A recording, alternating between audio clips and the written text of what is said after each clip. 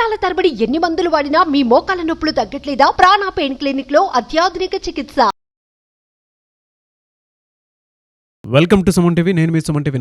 కోల్కతా ఇన్సిడెంట్కి సంబంధించింది తృణమూల్ కాంగ్రెస్ పార్టీలోనే లవ్లీ మైత్ర అనేటువంటి పర్సన్ ఎవరైతే ప్రొటెస్టర్లు ఉంటారో, అంటే నిరసన హింసాత్మకంగా కాకుండా అహింస మార్గంలో వెళ్తున్నటువంటి డాక్టర్స్ని కసాయి వాళ్ళు అనేటువంటి వర్డ్ యూజ్ చేయడం జరిగింది.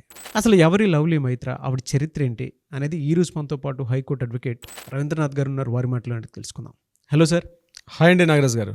ఎవరి లవ్లీ మైత్ర, ఏమిటి ఆవిడ చరిత్ర?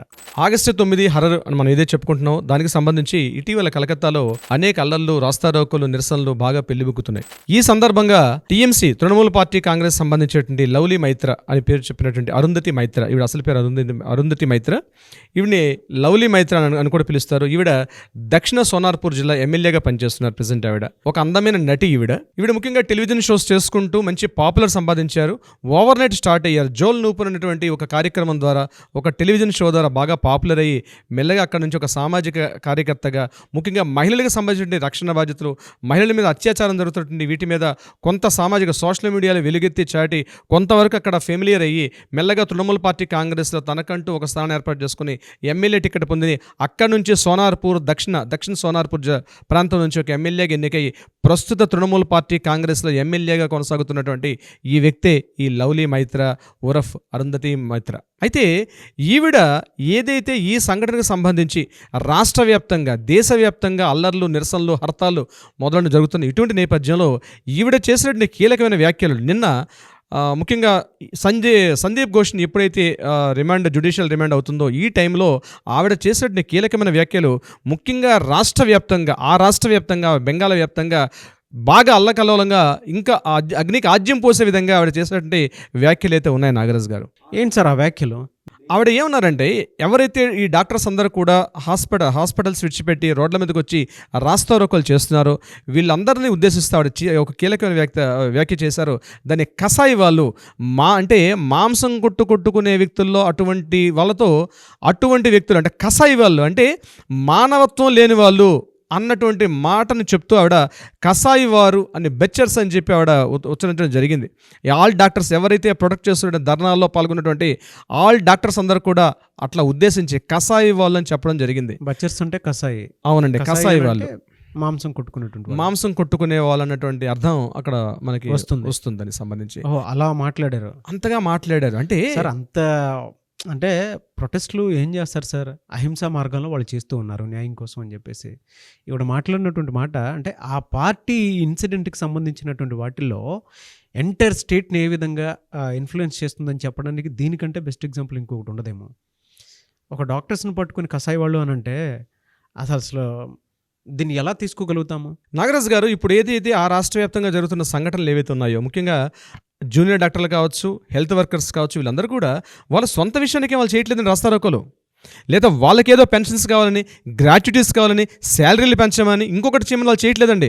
వాళ్ళు కోరుతుంది, మేము ఎక్కడైతే వైద్య సంస్థల్లో పనిచేస్తున్నామో మాకు రక్షణ కల్పించండి, అక్కడ ఉన్నటువంటి మేము రోగులకి మేము సేవ చేస్తాం, మాకు రక్షణ కల్పించండి అని కోరుకుంటున్నారు తప్పించి వాళ్ళకి ఏదో శాలరీలు పెంచమనో లేకపోతే మాకు లీవ్స్ కావాలనో మరో విధంగా చేయట్లేదండి. 24/7 చేసే హెల్త్ వర్కర్స్ యొక్క డ్యూటీ అసామాన్యం. అసామాన్యంగా మనం ఉంటుంది వాళ్ళని కొలమానం లేనటువంటి పరిస్థితి వాళ్ళది హెల్త్ వర్కర్స్ సంబంధించి. వాళ్ళు ఏం చేస్తారండి? వాళ్ళు లీవ్స్ కావాలనో, గ్రాట్యుటీస్ కావాలనో, పెన్షన్ కావాలనో, ఇంకొకటి కావాలని చేయట్లేదు కదా వాళ్ళు చేసేది. నిన్న సిపి ఆఫీస్ ముందు, ఏదైతే లాల్ బజార్లో సిపి ఆఫీస్ ముందు కూడా వాళ్ళు అందరికీ అడుగుతుంది ఏంటంటే, ఇతను రాజీనామా చేయాలి. ఎందుకంటే కమిషనర్ పవర్లో ఉన్నంతసేపు కూడా ఇక్కడ బాధితురాలు ఎవరైతే విక్టిమ్, అతి పాశవికంగా హత్య చేయబడి, అంటే అసలు ఊహించడానికి కూడా జుగుప్సాకరంగా హత్య చేయబడినటువంటి ఒక వ్యక్తి, తమ సాటి వైద్యురాలు ఆవిడ. రాబోయే రోజుల్లో ప్రజెంట్ ట్రైన్ డాక్టర్ మరికొద్ది రోజుల్లో ఒక పట్టా పొంది ఆవిడ వైద్య వృత్తిలో ప్రవేశించబోతున్న ఒక సాటి డాక్టర్ని వాళ్ళు అమానుషంగా, అతి పాశవికంగా చంపిన ఆ దృశ్యాన్ని జీర్ణించుకోలేకపోతున్నారు వాళ్ళు. మేము కూడా నైట్ డ్యూటీస్ చేస్తాం, అర్ధరాత్రి అనగా అపరాత్రి అనకుండా వచ్చేటువంటి రోగులకి వాళ్ళకి ఏ వ్యాధి ఉందో తెలియదు, ఏ జబ్బు ఉందో తెలియదు, అటువంటి ఈవెన్ దో పాండమిక్ సిచ్యువేషన్లో కూడా వాళ్ళందరినీ మనం వాళ్ళ దేవుళ్ళ చూసాం. వాళ్ళని ఈవెన్ దో కరోనా టైంలో కూడా అంతటి సేవలు అందించినటువంటి అత్యుత్తమమైనటువంటి సేవలు అందించిన వైద్యాధికారులని, ముఖ్యంగా వైద్య సంస్థల్లో పనిచేస్తున్నటువంటి నర్సింగ్ నుంచి హెల్త్ వర్కర్స్ అందరికీ నేను చెప్తున్నాను, వాళ్ళని పట్టుకొని ఒక కసాయి వారు అని చెప్పడం అన్నది ఎంత హేయమైన చర్య అంటే, దీనిని ఎప్పుడైతే ఈవిడ చెప్పిందోనండి నాగరాజు గారు, ఇమీడియట్గా దీనికి లింక్ పెట్టి నేను చెప్తున్నానండి, ప్రజల్లో అప్పటి వరకు శాంతియుతంగా చేస్తున్నటువంటి ఏదైతే నిరసనలు ధర్నాలు ఒక్కసారి పెళ్లి బుక్కేయండి.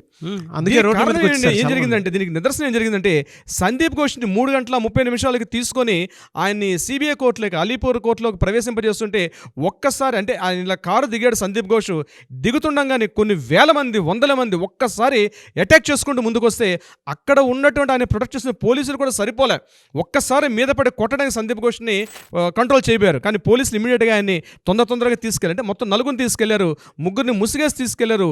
సందీప్ ఘోష్ని మాత్రం మామూలుగా తీసుకెళ్తుండగా ఒక్కసారి గుమ్ముగూడి అక్కడేంటి దిక్కర్ అంటారు, అంటే వీడు నశింపజేయాలి, అంటే వీడు దిక్కర్ అన్నారు, చంపేయండి అని, అలాగే చోర్ అని, ఇలా రకరకాల నినాదాలతో ఉవ్వెత్తున ఆ అలీపూర్ కోర్టు ప్రాంగణం మొత్తం కూడా మారుమోగిపోయింది. ఆయన లోపలికి వెళ్ళాక ఫస్ట్ ఫ్లోర్కి వెళ్ళేటప్పటికి ఇమీడియట్గా షట్టర్స్ క్లోజ్ చేసి బయట వాళ్ళ వరకు లోపల రాకుండా ప్రొటెక్ట్ చేశారు.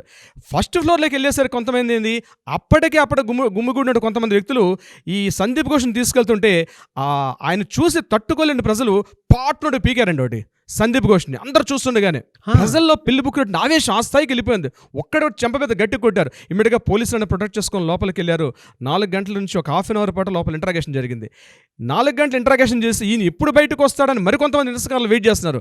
మళ్ళీ బయటకు వచ్చేసరికల్లా ఆల్రెడీ ఉన్న పరిస్థితిని అర్థం చేసుకున్న పోలీసులు సిఆర్పిఎఫ్ భద్రతా దళాన్ని ఇమీడియట్గా ప్రొటెక్ట్ చేసుకుంటూ ఆయన్ని పూర్తిగా ప్రొటెక్ట్ చేసి మళ్ళీ కోర్టు ప్రాంగణం నుంచి బయటికి దిగి ఆయన్ని మెల్లగా కారులోకి వచ్చేసరికి వెనక నుంచి మరొక నిరసన ఫాస్ట్గా వెళ్ళి ఆయన తల మీద ఘాటు కూడా పీకిగాడండి సందీప్ ఘోష్ మీద.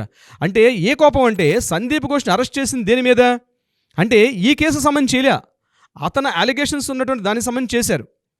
అయితే ఈవిడ చూడండి ఎంత ఆగ్రహావేశాలు ఉన్నాయి వాళ్ళ దగ్గర. సందీప్ ఘోష్ని ఇస్తే ముక్కలుగా ఖండాలుగా నరికేద్దాం అన్నట్టు చూస్తున్న ప్రజల్లో అంత ఆవేశం, అంత ప్రజల్లో నిరసన వెలుగుతున్న ఆ సమయంలో ఈవిడ చేస్తున్న వ్యాఖ్యలు ఒక విధంగా అగ్నికి ఆజ్యం పోసేటట్టుగా, బహుశా ఇలాంటి వ్యాఖ్యలు చేయకూడదు. అయితే దీని మీద తృణమూల్ కాంగ్రెస్ పార్టీ కూడా వాళ్ళ స్పోక్స్ పర్సన్స్ ఖండించారు, ఇట్లా చేయొద్దని చెప్పి ఆమె చెప్పడం జరిగింది. కానీ భారీ మూల్యం చెల్లించుకుంటారు. కానీ జరగాల్సిన డ్యామేజ్ జరిగిపోయిందండి. ఇప్పుడు జరగాల్సిన డ్యామేజ్ జరిగిపోయింది. ఇప్పుడు హెల్త్ వర్కర్స్ చేస్తున్న పని మీద వాళ్ళని కసాయి ఇవ్వాలంటే అది ఏమనుకుంటున్నారు ఆవిడ అంటే, వాళ్ళని ఉన్నటువంటి క్రూయల్టీ అంది ఇటువంటి సిచ్యువేషన్లో బయటపడుతుంది.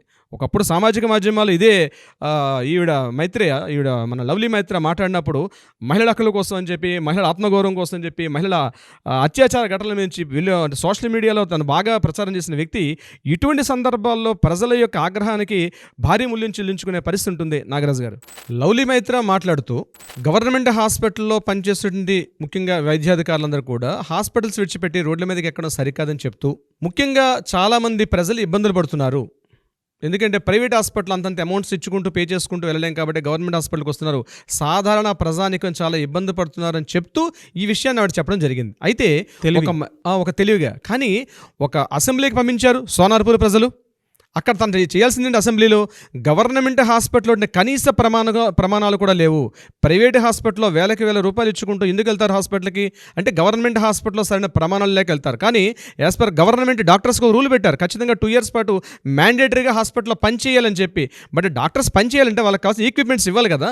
కానీ ఎమ్మెల్యేగా పంపించేటప్పుడు అసెంబ్లీలో తన ధ్వని వినిపించుకుంటూ అసెంబ్లీలో గవర్నమెంట్ హాస్పిటల్లో జరగాల్సినటువంటి కనీస ప్రమాణాలు ఇవ్వమని చెప్పి ఎందుకు అడగలేకపోతున్నారని చెప్పి సామాన్య ప్రజానీకం అవన్నీ నినదిస్తున్నారు దీనికి సంబంధించి. ఇంకొకటి, ఒక మహిళగా, ఒక సాటి మహిళ అతి కిరాతకంగా హత్య జరిగినప్పుడు ఒక మహిళమే చంపిన వ్యక్తి వాడ కసాయి వాడు కాదా, మేము కసాయి వాళ్ళమా అని చెప్తూ విమర్శిస్తున్నారు దీనికి సంబంధించి నాగరాజు గారు. మరొకటి, షాజహాన్ ఇంతకుముందు సందేశ్ కాల్లో జరిగిన షాజహాన్ సంబంధించి ఒక ఇష్యూలో మమతా బెనర్జీకి మించిన కసాయి ఎవరు లేరు, అంతకు మించిన కసాయి మేమెందుకు అవుతాం అని చెప్పి ట్విట్టర్లో ఈవిడ మీద ఉప్పినగా వస్తున్నటువంటి అనేక విమర్శలు చూస్తే, లవ్లీ మైత్ర తన ఎమ్మెల్యే పదవికి రాజీనామా చేసి నిర్ద్వందంగా ఇమీడియట్గా తను ఇప్పటివరకు చేసుకోవడం ఏవైతే టీవీ సీరియల్స్ చేసుకుంటారో ముఖానికి రంగు పులుముకొని చేసుకోవడం, అటువంటి వేషాలు వేసుకోవడం చాలా ఉత్తమం. దీనికి సంబంధించి ఆవిడ ఆల్రెడీ ఒక న్యూస్ రిలీజ్ చేశారు. కమింగ్ నెక్స్ట్ లీలా గంగోపాధ్యాయ చేస్తున్న సీరియల్లో, మొహర్ అనేటువంటి ఒక సీరియల్లో నేను నటించబోతున్నానని చెప్పి రీసెంట్గా ఆవిడ ఆల్రెడీ అనౌన్స్ చేశారు. అటువంటి వేషాలు వేసుకోవడం, ముఖానికి రంగు వేసుకొని అటువంటి వేషాలు వేసుకుంటే మంచిది, కానీ ప్రజల్లో ఉంటూ ప్రజా నాయకులుగా ఉంటూ ప్రజల యొక్క మనోవేదన అర్థం చేసుకోకుండా ఇంత కసాయిపూర్వకమైన మాటలు మాట్లాడడం ఒక రాజకీయ నాయకులకు సరైనది కాదు. ఆల్రెడీ ఇలాంటి మాటలు మాట్లాడి ఎంతోమంది రాజకీయంగా ఎక్కడికి వెళ్ళిపోయారో, చీకటిలోకి వెళ్ళిపోయిన విషయాలు చాలా విషయాలు తెలుసు. ఇప్పటికైనా విషయాన్ని లవ్లీ మైత్రి గారు తెలుసుకుంటే తనకు రాజకీయ భవిష్యత్తు ఉంటుంది. అంతేగాని ఏదో ఒక మినిమం క్వార్టరీ మమతా బెనర్జీ యొక్క కనుసనల్లో ఉండాలి, మమతా బెనర్జీ యొక్క ఐ కాంటాక్ట్లో తను వెళ్ళాలి, ఇలాంటి వ్యాఖ్యలు చేసి తను దగ్గరకు తీసుకుంటాను అనుకోవడం మాత్రం ఇది కరెక్ట్ కాదు. ఇది చాలామంది ట్విట్టర్లో కానీ సోషల్ మీడియాలో వెళ్ళి చాటుతున్నటువంటి ఇన్ఫర్మేషన్. నాగరాజు గారు, నాకు అంటే ఇదంతా స్టోరీ రోజు కొద్ది మనం మాట్లాడుకునేటప్పుడు నాకు అర్థమైన విషయం ఏంటి అని అంటే, మమతా బెనర్జీ గారేమో ఇది ఇక్కడ ఇష్యూ కాదు సెంట్రల్ ఇష్యూ అని చెప్పేసి సెంట్రల్ మీద తోస్తారు.